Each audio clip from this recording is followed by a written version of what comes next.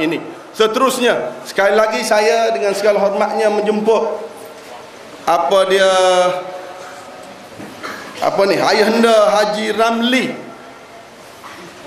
untuk menyampaikan sumbangan kepada Palestin. Majlis dengan segala hormatnya mempersilakan Yang Berhormat Tuan Guru untuk menerima sumbangan derma daripada Pakida Tanah Merah. Dia buat pengutai untuk bagi kepada saudara-saudara kita di Palestin. Jumlahnya sebanyak 3,025 riyal. Alhamdulillah, majlis merakamkan ucapan terima kasih kepada Ayahanda Haji Ramli. Ya, hak sana tu terus bergerak. InsyaAllah terus bergerak. Amat maklum juga kepada semua para hadirin dalam suasana isu yang panas sekarang ini, insya-Allah ceramah isu semasa akan diadakan di Pusat Tarbiyah PAH kawasan Rata Panjang 10 hari bulan 2 2009. Dan penjelasan pada hari Jumaat 13 hari bulan 2, Dr. Ustaz Budak berceramah dengan Ketua Pemuda di Majlis Daerah Jeli. Majlis dengan segala hormatnya mempersilakan Yang Amat Berhormat Tuan Guru untuk menyampaikan ceramahnya. Persilakan. Takbir.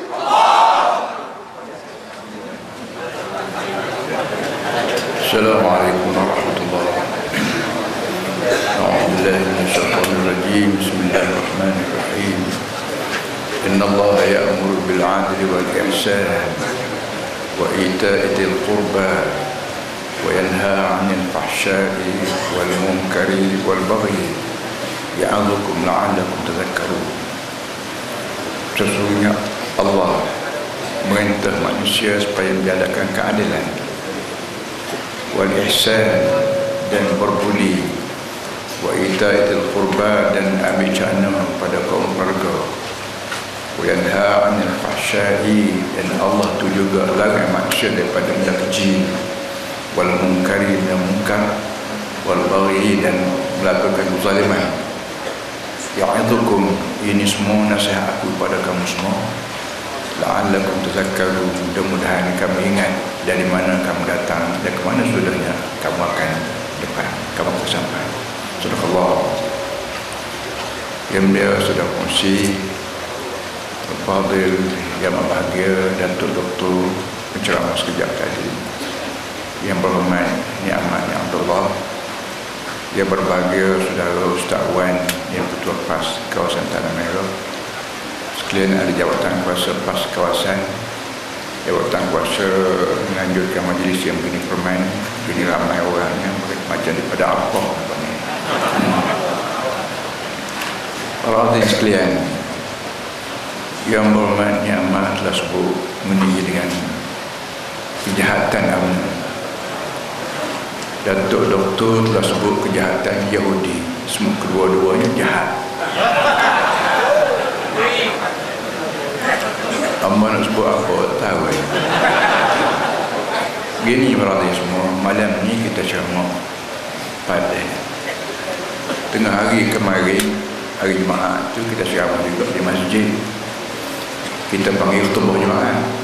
Kalau di masjid kita panggil khutbah Jumaat. Tengah badan ni kita panggil ceramah. Benda tu lah ya. Sebab tu lah ceramah malam ni dia bersambung sebagai menyempurnakan ceramah di masjid. Kalau perkara yang tak sempat nak disebut di masjid panjang lebar, kita sebut tengah badan ni. Sama-sama kita baca ayat Quran, sama-sama kita selawat puji Allah, dan sama-sama selawat Nabi kita Muhammad SAW, dan sama-sama kita pesan manusia bertakwa kepada Allah SWT, dan doa kepada semua orang Islam yang menjadi rukun khutbah Jumaat. 5 rukun ucapan. Para hadirin semua, ayat yang baca tadi biasa kita dengar orang baca di masjid. Innallaha ya'muru bil 'adli wal ihsan wa ita'i dzil qurba sampai akhir. Duka citanya ayat ni walaupun dibaca di hari Jumaat, di khutbah Jumaat, tapi biasa dibaca dalam lesu. Kat khutbah nak habis dibaca ni. Dia tidak terjemah. Mana-mana hok duk mengatur bucu-bucu tiang tu bila bunyi tu imam baca ayat ni dia celak. Kat sudah tu. Ni satu hal yang sungguh duka citakan kita sistem berkhutbah di masjid-masjid kita. Jadi sebab kerana masjid kita ni bahasa jenis baca khutbah, tidak berkhutbah. Sedangkan khutbah ni mana ceramah. Ada orang atas dunia ni orang panggil baca ceramah. Baca khutbah, arti baca ceramah. Mana boleh ceramah orang baca ceramah, dia orang berceramah. Bermakna mana seorang yang baca ceramah, tak ada seorang apa. Jadi khutbah juga tidak bahasa dia baca khutbah, tapi bahasa dia berkhutbah. Sebab tu sebab ayat yang disebut tadi ayat mengenai dengan politik. Innallaha ya'muru bil 'adli, sesungguhnya Allah Tuhan punya dunia ni perintah manusia menjalankan keadilan. Keadilan terlibat sangat dengan kerajaan. Keadilan di rumah tangga, keadilan sama sahabat, keadilan di antara pekerja dengan bajikan, keadilan di antara kerajaan dengan rakyat, keadilan termasuk keadilan semua sekali. Yang lebih adil sekali yang Nabi kita Muhammad SAW. Kalau cakap masalah UMNO di Perak, perhatikan semua. Kita ambil UMNO tempat kita dulu. Ambo mula balik daripada Mesir tahun 62. Dari India, dari Pakistan, di Mesir 10 tahun 12 lagi, balik tahun 62. Bila balik tu berubah di antara orang-orang tertentu dan di antara jabatan apa kita panggil sekolah dewasa.